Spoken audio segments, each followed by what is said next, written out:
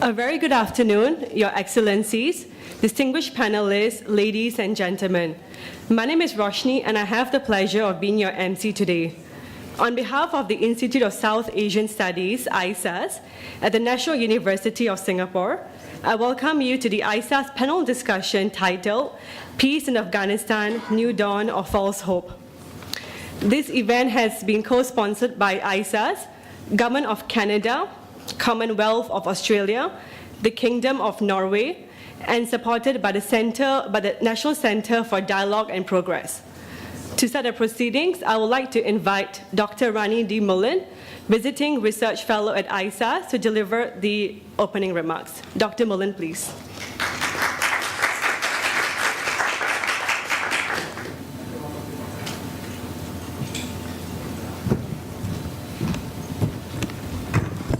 Good afternoon, everyone.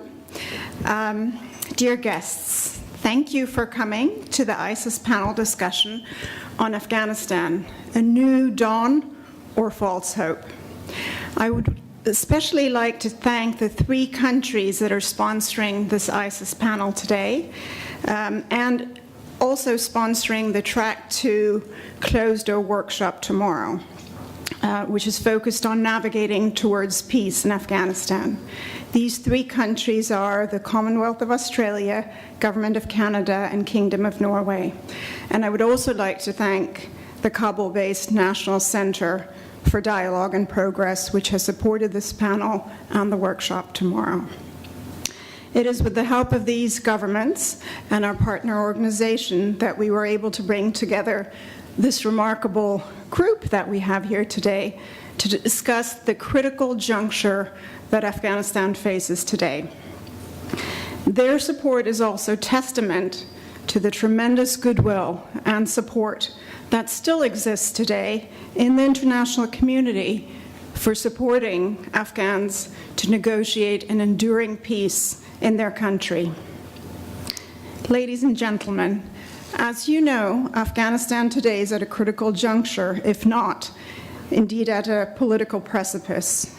What to at least 2 generations of Afghans seems to be the never-ending war might now come to an end, not because of a decisive military victory of either side, nor because of any resolution of some of the barriers to peace, such as potential internal or external spoilers. It might come to an end because a few months ago, the US government initiated talks with the Taliban. These talks were initiated in order to find a path to peace and security in Afghanistan, as well as, frankly, to enable the US to pull its troops out before the US elections next year.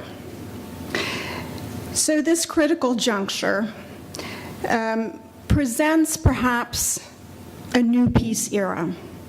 Afghans are tired of war after arguably 4 decades of a war which has killed more than 32,000 Afghan civilians and over 3,000 international forces in the past decade.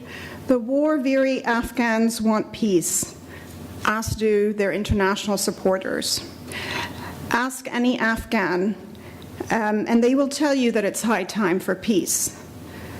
The talks with the Taliban, therefore, have given tremendous hope that after 4 decades of fighting, the country might finally see peace. In fact, this coming Monday, April 29th, Afghanistan will hold its consultative peace lawyer jirga, in which over 3,000 Afghans are expected to participate. There's much hope that it's finally time for peace.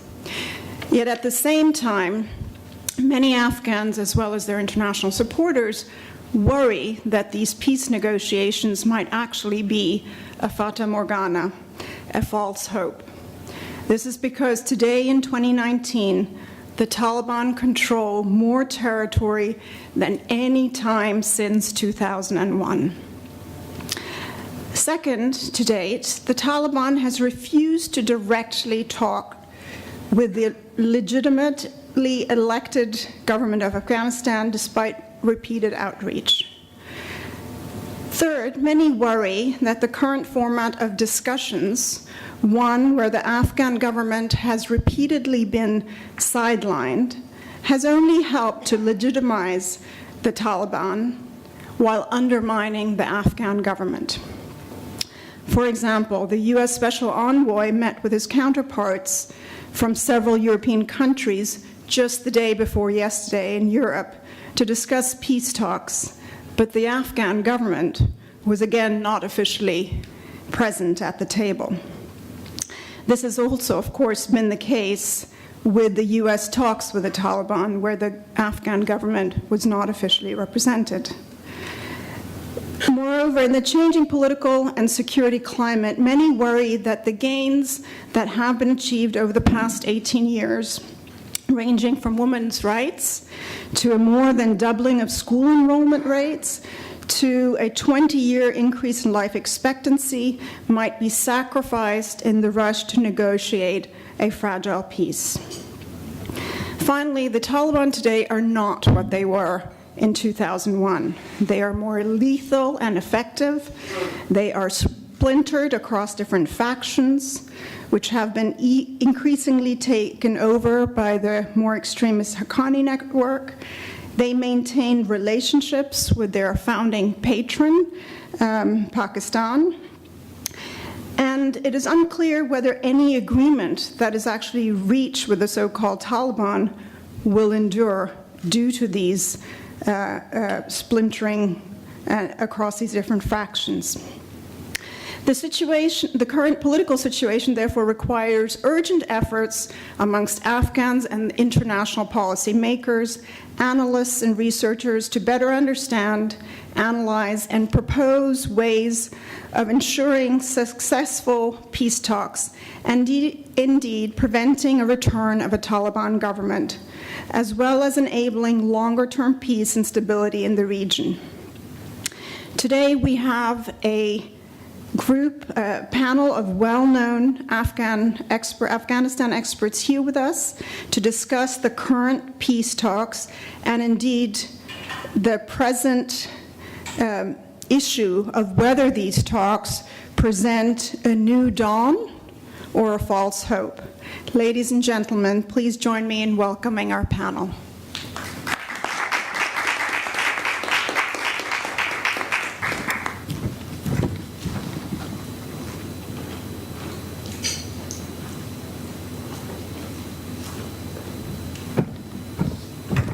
Thank you, Dr. Mullen. We will now proceed to the panel discussion.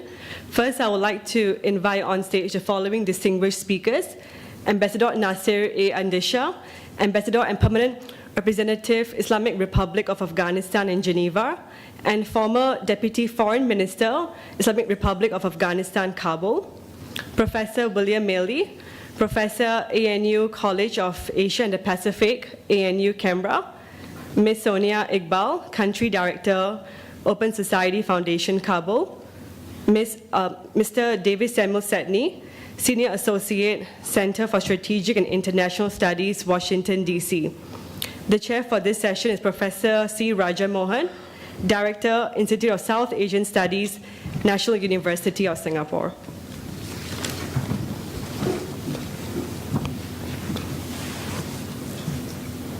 The bios of the speakers are in the program. I will now hand over the session to Professor Mohan. Thank you, Roshni. The stage is set, and we have this wonderful panel. So I'm not going to say anything at the beginning. We've started a bit late, but we're going to have the panel speak, and maybe at the end, maybe I could come back with some comments at the stage. So let's start the ball rolling, because the context has been laid out by Dr. Rani Malan.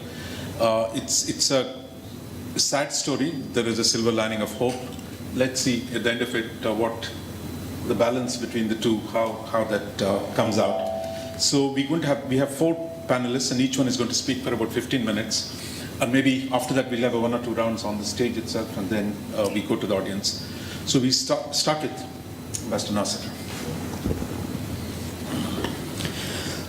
Thank you very much, Professor, and let me also begin by thanking all our sponsors, the governments of Australia, Canada, and Norway, and also our National Center for Dialogue and Progress in Kabul. To make this possible, I think it was an idea that since there is serious discussions going around different parts of the world regarding Afghanistan's future, so we thought, why not something here, at the juncture of many important areas of the world here where I think recently they haven't been much about Afghanistan. So I thank the National University of Singapore South Asia Center also to help organize, especially Professor Mohan and our good friend Ronnie. So I don't know, intentionally you put us on the right, on the left or something, but here I think that we have an unprecedented opportunity to bring peace in Afghanistan. So I think that the situation right now, if you look at all the fundamentals of negotiations are in place. We have a process. We have credible players. A number of informal talks have happened in the past 9 months. We have venues for these negotiations, although there is a serious contest going on among places like Doha, Abu Dhabi, Jeddah, Tashkent in Uzbekistan, and maybe ultimately Geneva, if we don't agree on these first places.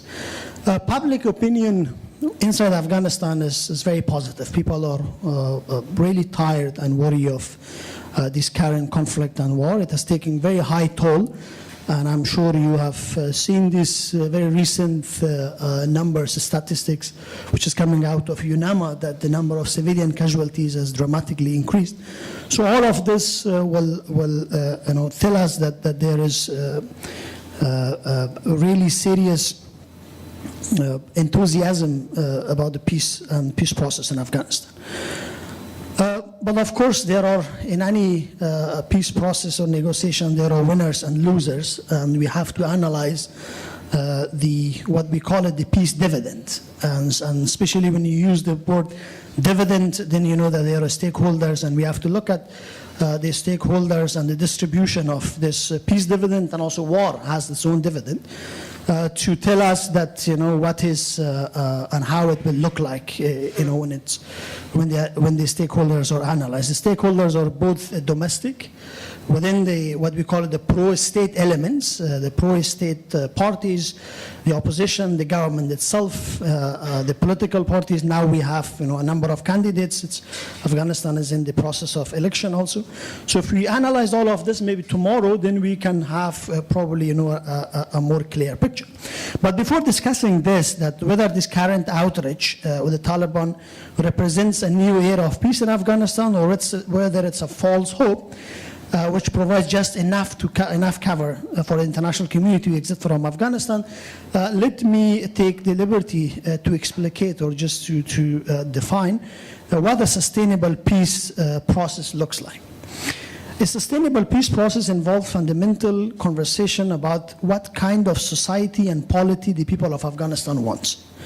A broad-based peace agenda goes beyond the narrow interest of the immediate conflicting parties. The agenda has to encompass the priorities of a wide range of perspectives within the conflict context, including those of women, minorities, youth, and displaced people, and also assure a balance of interest, at least a balance of interest of major regional and extra-regional players. I think the later part we will discuss it tomorrow in one of our panels. So it seems apparent from the international dimension that the current peace efforts, that is at the minimum, will be a deal which is going to be reached, which can serve as an exit strategy for US and NATO forces, but not necessarily a sustainable peace deal. So this is how it looks like now from one angle. But on the other hand, given the unprecedented opportunities of talks over past 9 months, the emergence of a strong consensus at all levels, although it's a fragile consensus, which again we can discuss it tomorrow, like pushing Iran too hard and more role given to the Gulf countries. It's also possible with extra effort, focus and lack, I emphasize on the lack part 2, that a workable peace agreement could be worked out and could be reached. Theoretically,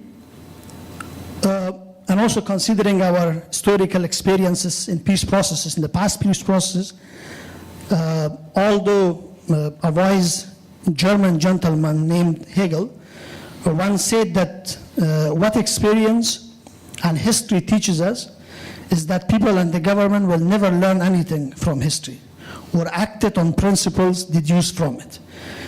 But, being very courageous, brave, and defying Hegel's assertion, learning from the history and our experiences will also tell us that when a peace is withdrawal-driven, peace accords such as Vietnam 1973 and Geneva, Afghanistan peace accords of 1988, it was actually on this month of April, 14th of April 1988, will tell us that that kind of a peace agreement tied with withdrawal is doomed to failure.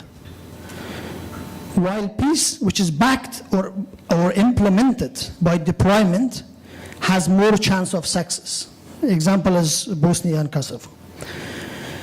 And again, being optimistic by oversimplification of historical cases and stock taking from Vietnam to Geneva to Tajikistan peace, Bosnia and Kosovo will tell us that we are getting better in negotiating, arranging, and implementing peace agreements.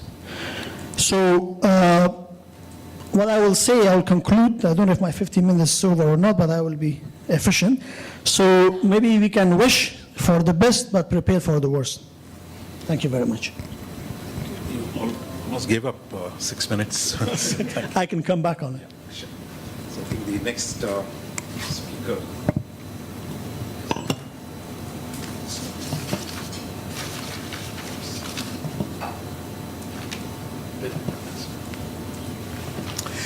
Thank you very much. Can I begin also by thanking the Institute of South Asian Studies at the National University of Singapore and the National Centre for Progress and Dialogue for giving me the opportunity to share some thoughts today. I'm glad that Nasser in his presentation made some reference to the Geneva Accords of April 1988 because they do remind us that there's actually quite a long history of efforts to negotiate political arrangements with respect to Afghanistan over a period of more than 35 years.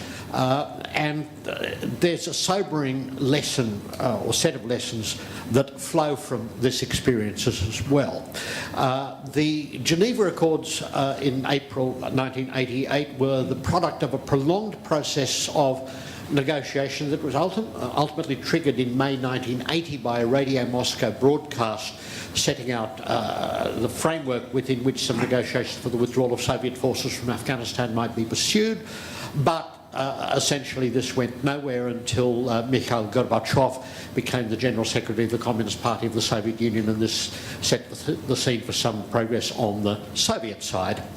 Up to the collapse of the communist regime in April 1992, there was a United Nations process under the auspices of the UN's the Office of the Secretary General in Afghanistan and Pakistan, headed by Benon Sevan, which blew up very spectacularly. It went up in flames like the Hindenburg in 1937 when the UN failed to put an interim government in place and instead found itself burdened with the former communist leader Dr. Najibullah as a guest in its offices in Kabul, from which he was then extracted and killed by the Taliban in 1996.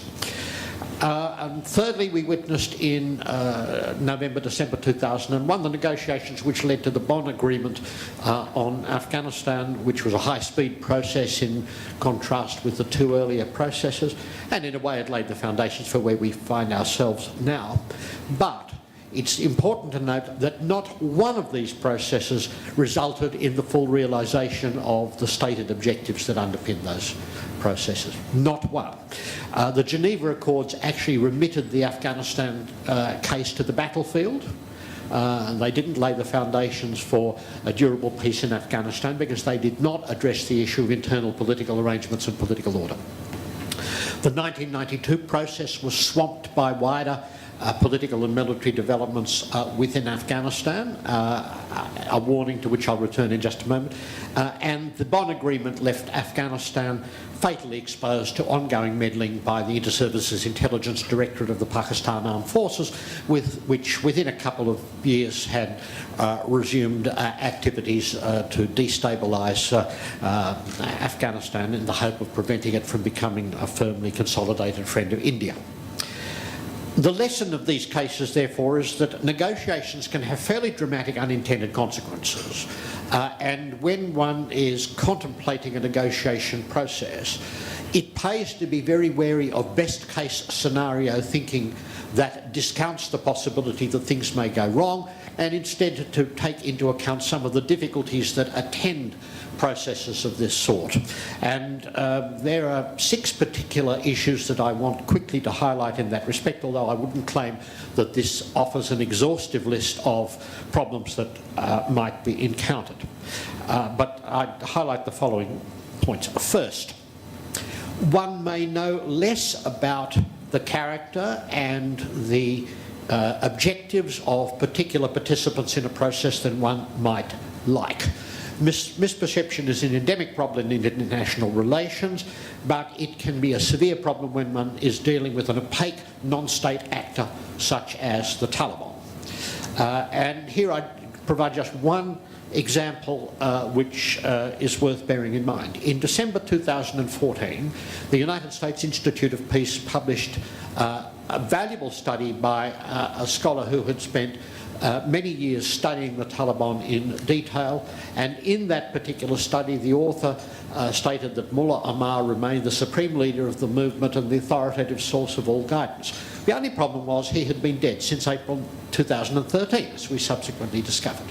And if even an eminent specialist spending a great deal of time focusing on the Taliban could be blissfully ignorant of the death of the leader, how much can the rest of us put confidence in claims that the Taliban are now radically different from what they were in the 1990s when they actually had access to power? The second point I'd make is that negotiations may be thrown off course by shifting ground. And that can be either in terms of actors that change their demands in the light of the opportunities that they see arising for them during the course of a negotiation, or they can be a product of a changing wider environment within which negotiations are taking place. The classic example of the former problem was actually in the Bad Godesberg meeting in September 1938 between Hitler and Neville Chamberlain, the British Prime Minister. Chamberlain had had an earlier meeting at Berchtesgaden with Hitler, had received a series of demands from Germany with respect to the Sudetenland region of Czechoslovakia. Chamberlain had returned to London and with the greatest of difficulty had persuaded his cabinet to accept the demands that had been put forward by Germany in the Berchtesgaden meeting. He went back to Bad Godesberg to report that the British government had agreed to the terms that the Germans had demanded, and Hitler responded, I am sorry, but that doesn't apply anymore. Having witnessed the willingness of the British government to make some concessions, Germany then felt quite happy to put further demands on the table. Now that's one kind of shifting ground one can face. But another kind of shifting ground is that which is produced by the mere spectacle of negotiations taking place at all. And one of the peculiarities, and I think one of the dangers of the current situation in Afghanistan, is that we witnessed the at least curious situation of Afghan soldiers at ground level being told to go into combat against the Taliban when Afghan political figures are being led in prayers by a Talib in a hotel in Moscow. How willing will people in the long run in the Afghan security forces feel to die for their country if there's a prospect that the political elite may strike a deal with the enemy in the not too distant future? And the danger is that this can feed back into other areas of the ongoing conflict in a way that can be to the detriment of interests which people deemed to be important, such as the interests of women or ethnic minorities or other vulnerable groups in Afghanistan. When Afghan governments have historically fallen, it has not been as a result of one military force grinding through to a target. It's been through a cascade where people reposition themselves in the light of how they see events taking place on the ground. And if you think that a particular force is going to win, and enough people come to think that, it probably will win. The psychology actually matters on the ground, and negotiation can feed into the problem of popular psychology. A third point that's always worth bearing in mind is that apparently disinterested actors can have interests of their own. And Nasser mentioned the January 1973 Paris Accords on Vietnam, which underpinned the idea of a kind of decent interval being created between American disengagement and some final scenario in South Vietnam. South Vietnam, of course, fell to the forces of the North and the Viet Cong within 2.5 years of the Paris Accords being signed. And there's a warning there that powers may actually have interests of their own which don't coincide with those of local actors. Apparently disinterested actors can also have dysfunctional political processes of their own, or complex political processes. Just yesterday in a press report in Afghanistan, Dr. Zalmay Khalilzad was quoted as repeating the statement that nothing is agreed until everything is agreed where negotiations are concerned.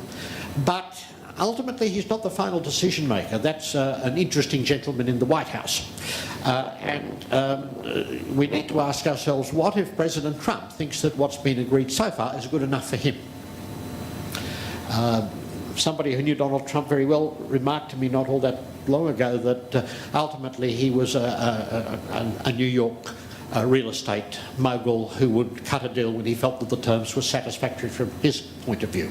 And that is not necessarily going to be the same as a set of terms where everything has been agreed, or where the interests of the Afghan population predominate. And the recent Kurdish case is not an encouraging one as far as such things are concerned. Fourth, it's always worth bearing in mind that parties in a dispute may be driven not just by interests but also by values. I've been alarmed by a couple of op-ed articles in Western media outlets that have suggested that really the problem in Afghanistan is just a problem of conflict of interests, which suggests that some kind of distributive solution may be an appropriate way of solving the problem. If you put enough side payments into a deal, you can bribe people to be compliant to its terms. This may be a highly dubious assumption when one's talking about movements that are driven not just by interest but by values as well. And I think it's appropriate that one ask at the moment whether there are credible grounds for believing that the Taliban, for example, are interested only in a share of power. Historically, they've not been power sharers. Walid Mujtah, who's close to the Taliban, wrote a paper not all that long ago suggesting that what they're after is not sharing power. And if that's the case, one needs to ask the question, if the Taliban felt that they were getting much closer to total power than they thought they were likely to get, might they not push for that at a time when the prospects of other forces being reinforced by their international supporters might have shrunk to a negligible scale. The fifth point I'd make is that, do we run the risk of talking to the monkey rather than the organ grinder?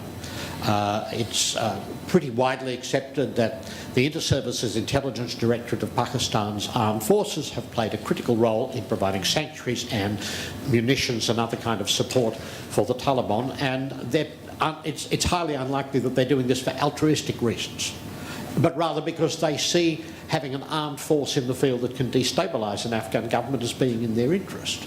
If they felt that a Taliban delegation was signing an agreement on terms which were actually inimical to Pakistan's interests, might they not be in a position to arm some other group, give it a new name, like Harakat al-Azadi or something like that, and send it into the field? And if that were the case, one could find oneself confronted with an ongoing insurgency simply with different names attached to the participants in the struggle. What I've seen so far on this particular theme has not inspired me with confidence that Pakistan has moved from being a roguish actor involved in creeping invasion towards some kind of benevolent role within the region. And then the final point I'd make is the following. Are there credible guarantors on offer for an agreement in a situation where distrust is likely to be very high? Barbara Walter of the University of California in San Diego wrote a superb book almost 20 years ago called Committing to Peace, the Successful Implementation of Peace Agreements, in which she drew on a rich set of historical examples to make the case for a neutral security force as an absolutely essential component of a peace agreement when levels of distrust between different actors are very high. Trust is not something that can be created by decree.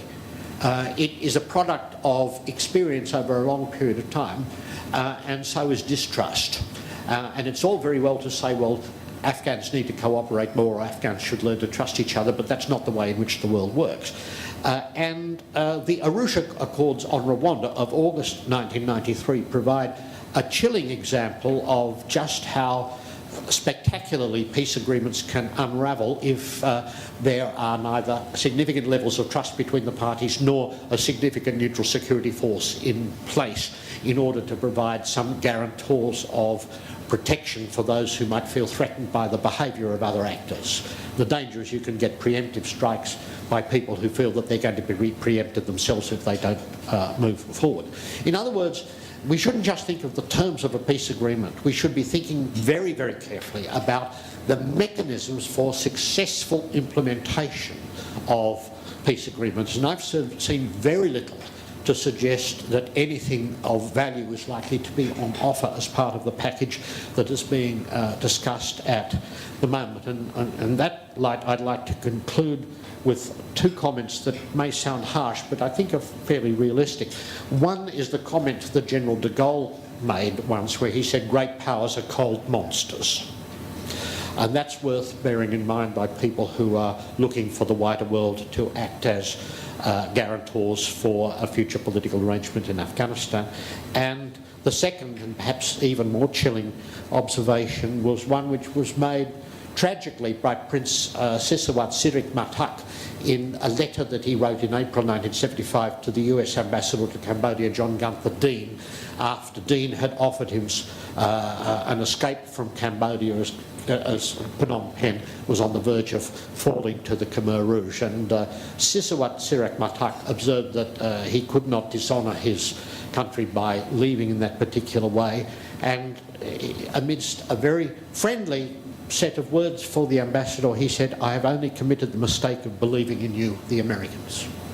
I'm a great supporter of the United States in many respects, but the current administration, I would have to say, is not one which I see as one which wise Afghans would wisely trust to protect them in the event of a very fragile peace agreement being on offer. Thank you. We had a strong dose of pessimism there, but we'll come back. Dr. Sonia. Thank you very much. It was really wonderful to hear Dr. Sebandishan and also Professor Mali point at some of the very important and critical issues around the peace process. But my remarks would be mostly from the civil society's perspective, which are most of our partners that we are closely working with. I think peace process, and just the word peace, and that prospect that a peace could come is definitely something very hopeful. But I think the aspect that makes it very concerning to think, is this actually a false hope, is the way it started. As you mentioned, Professor Rani, one of the most important things is that, yes, really, the people in Afghanistan are sick and tired of the war. I mean, I'm a generation of war myself. It started before I was born. So there always have been this thirst for peace, and we've always, in our small ways, have tried to actually walk through making it possible for peace to come. Especially in the last 17 years. It was the hope for a better future that actually brought a lot of enthusiasm and opportunity for people to actually establish, whatever we have today that we define as the 17 years of gains that we've developed. All of that was, in a way, we think it's our contribution towards peace. Of course, we never had, quite a post-conflict situation in Afghanistan. We started the design as if, there was post-conflict, but we had an ongoing war. So that kind of went together. But still, the hope was that one day it's all going to end, and whatever we develop, this is what's going to prevail, this is what's going to be there, this is what's going to take us further. But the way it started, it was as if, something really wonderful would come in a wrong package or associated with a lot of fears. And that, I think, first it started because of the fact that there was not quite a consensus, a discussion or something to, or the elements to be there in the society to make us believe that we've come to the place where we need peace negotiations, and negotiations basically is the only option for us to move on at this point. And it was very sad that, when I personally heard an interview of the spokesperson of the Taliban to one of the local medias, when he said that you need to realize that we're coming as conquerors, as fatihun, that he actually used the very term. He said, when an American general says that war is no more an option, that should clearly tell you why. Because they're no more able to fight with us, and that's why we're coming as fatihun, as people who are victors. That was actually, something really, really harsh, because you could see that there's not that strong willingness for peace. And if that is the intentions on both sides, then we're not going towards peace. But I hope not. But we are probably starting another wave of conflict, probably in a different context. But the most important thing is that now here we are. It has started. The discussions have been going on for the past 9 months. What could be done? I think it's really important to acknowledge and recognize that peace is really a process, not an event that could have a deadline, that could have set indicators, the things that we haven't been able to do in the past 17 years, past 18 years, to actually get it done in 1 or 2 years, and then establish peace and everyone go home and happily ever after. It's not going to be like that. If it was possible, then we wouldn't have fought this war for the past 17 years.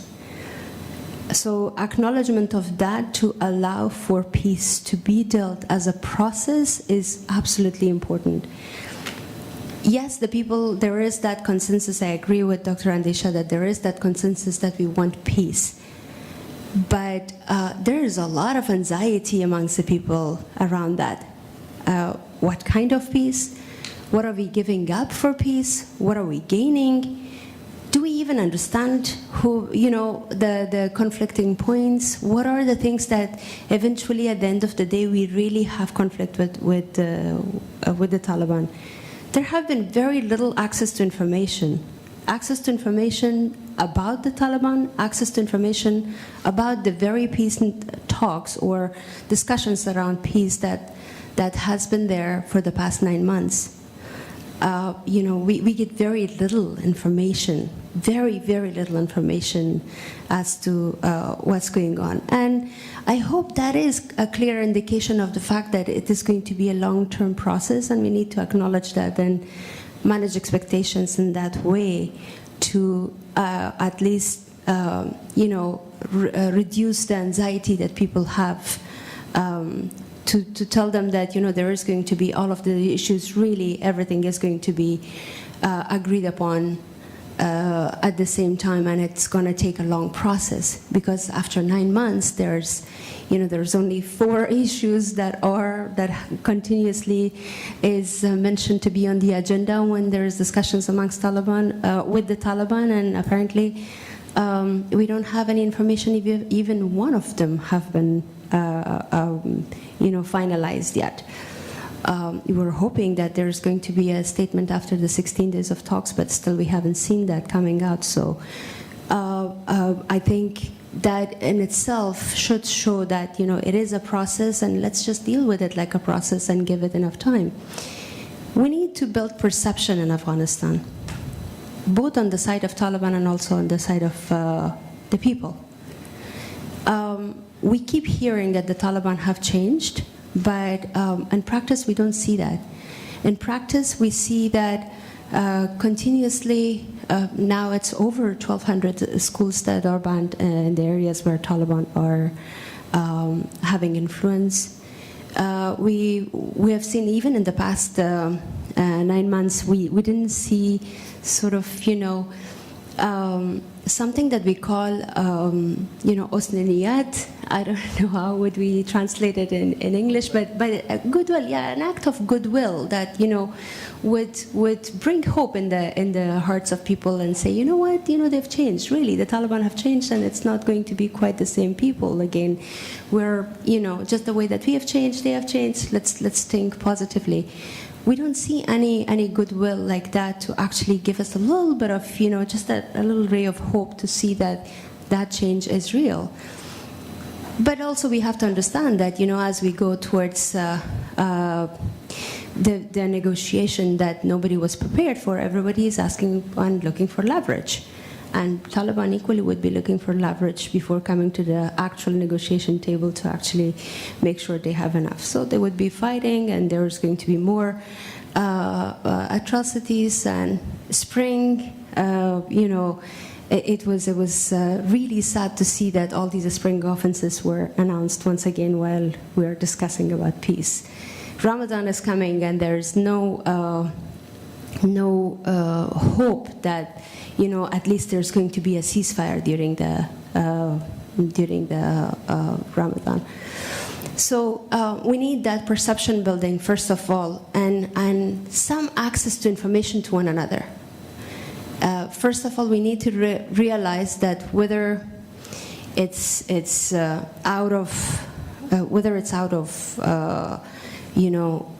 really lack of better options or whatever it is, at this point, we've come to the point where peace is really the only option to negotiations. Basically, peace, of course.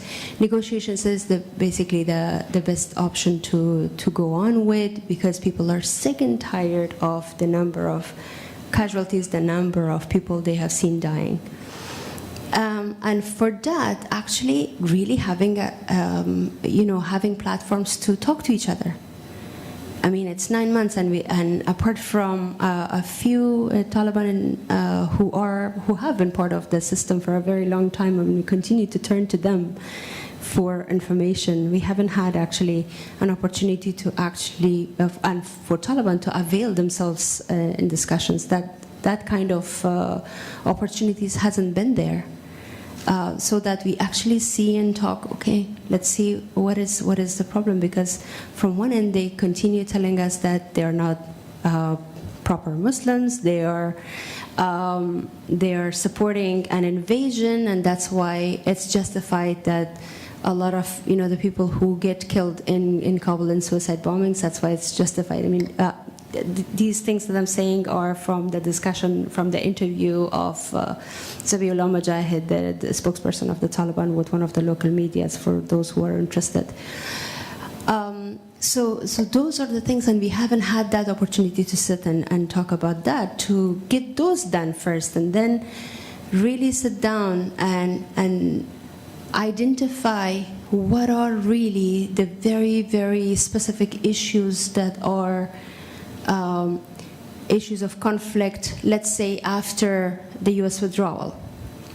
What are the issues that the Taliban have with the Afghan state, with the Afghan people? And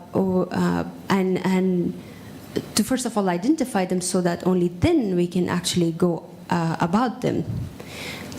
For instance, there's this tremendous amount of discussions on the Constitution.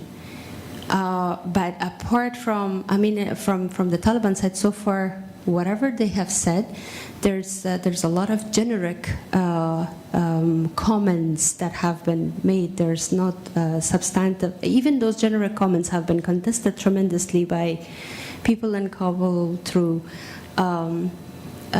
articles, discussions, and so many things. But still, we are supposed to have that opportunity to talk about this a little bit more and identify what are those issues.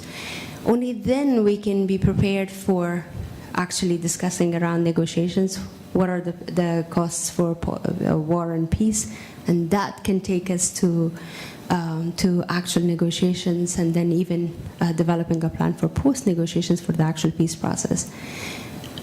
So I will conclude by this, that yes, it can be the best opportunity for peace for Afghanistan, but only if we manage and deal with it properly, with care, with attention, and give it the right amount of time. Otherwise, I'm afraid we have a lot more issues that all of those, in addition to what we will have with the Taliban. I don't think it's going to bring peace. Rather, it's going to worry us and bring a lot more anxiety for what's coming after that. Thank you so much. Thank you, Sonia. You talked about the best of times and the worst of times. So, David, you have the last word, and then.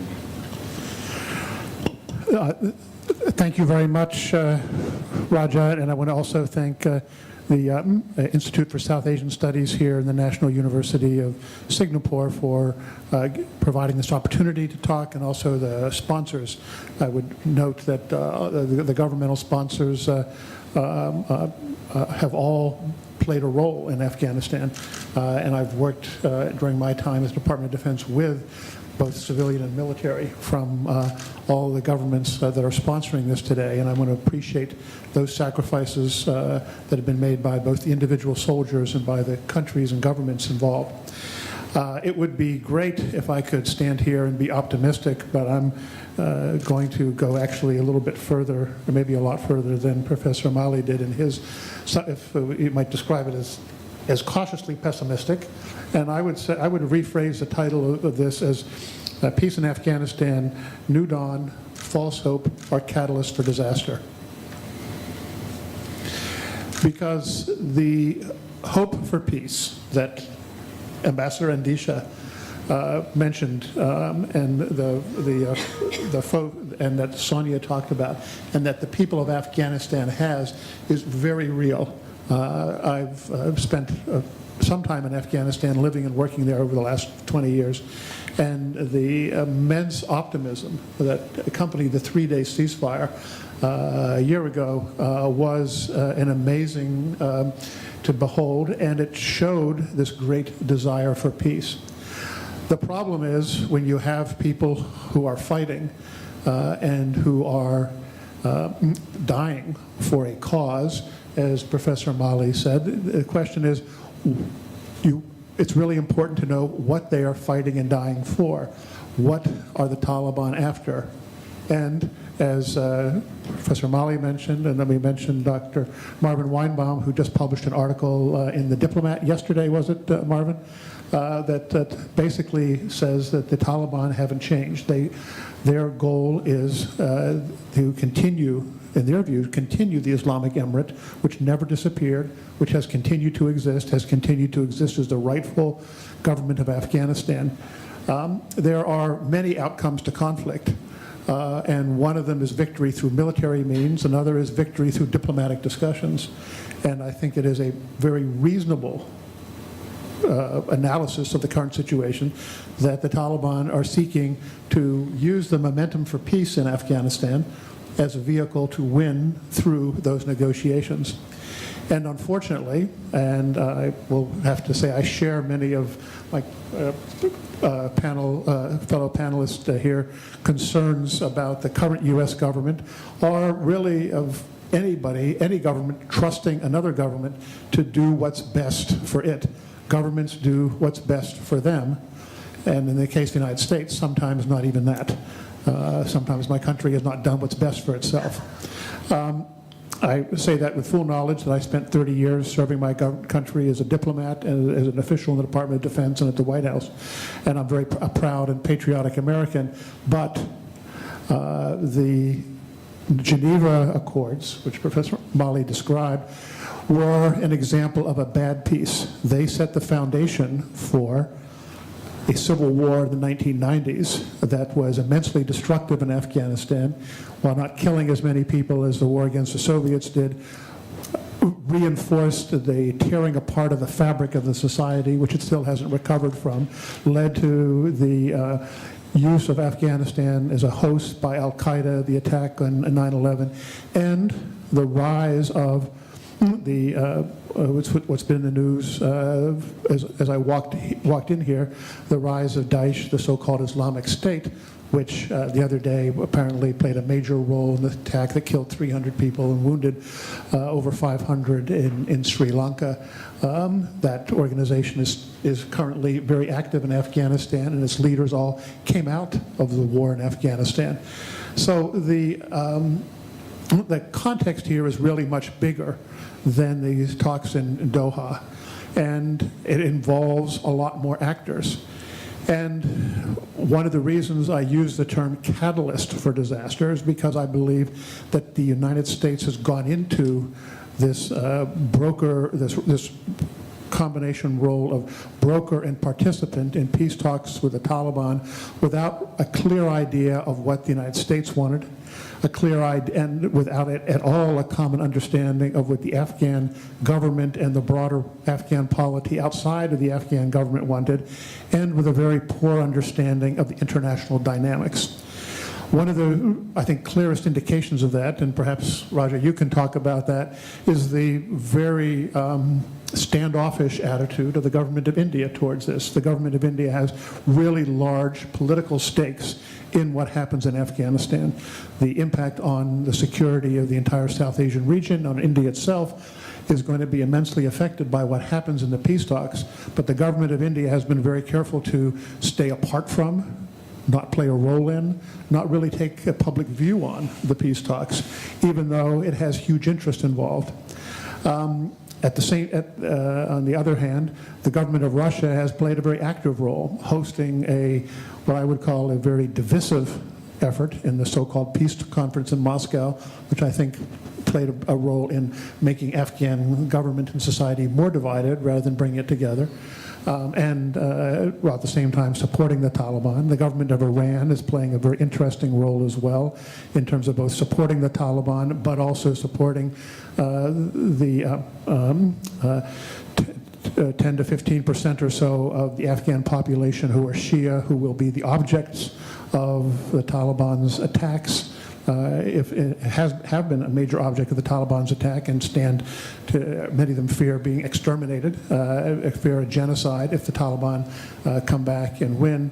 There are all these factors going in, and I've only sort of touched on them in glancing and maybe a little bit not as serious way as I should. The interest of all of these countries have not been fully taken into account in the discussions that have been going on in Doha. Other countries are not fully briefed on what's going on. Just as Sonia said, the Afghan people aren't, other countries aren't. And the issue of trust, again, which Professor Mali talked about, there's no trust right now between the government of the United States and the government of Afghanistan. Currently, the National Security Advisor of Afghanistan, Ambassador Mohib, a good friend of mine. He was ambassador to the United States before he was national security advisor, is being boycotted by the United States. If the national security advisor of a sovereign country of Afghanistan is in a meeting, U.S. diplomats and military will get up and walk out of the meeting if he comes into the room. He's still the national security advisor of the country, but the United States is treating him as a pariah. Now, there's some history here, which those of you who follow this will know, but this is not evidence of a relationship of trust. The primary leader of those Afghans who met with the Taliban in Moscow is the former president of Afghanistan, Hamid Karzai. President Karzai has repeatedly described the United States as the enemy. He's repeatedly described the Taliban as his brothers. He has somebody who I've had a lot of personal interaction with, and I can say he has not only no trust for, but a deep disgust for the United States.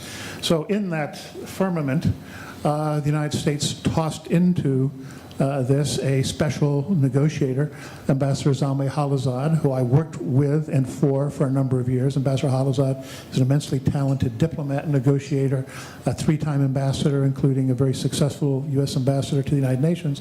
But he's also an Afghan-American who many Afghans believe has personal designs on being the potential ruler or czar or have some kind of role in Afghanistan.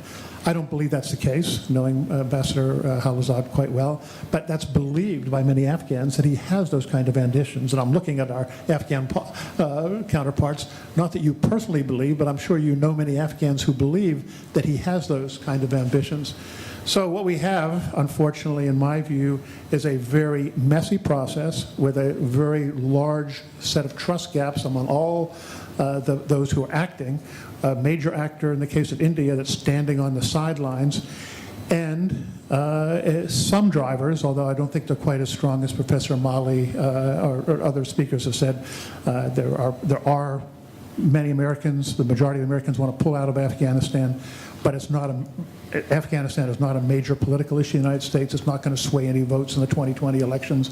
There are other issues that are going to override that by far in the U.S. elections. But you have if you have a bungling actor, and I would describe the U.S. in this situation as a bungling actor that's making things worse in a situation where ethnic and political tensions have been getting stronger and stronger. Currently in Afghanistan, there are new militias springing up, militias among particularly Hazaras, including, I've even heard, among Hazara women who are now training with weapons to prepare for a possible comeback of the Taliban. There's a lot going on in Afghanistan that is actually which is less stable today than it was when this peace process began.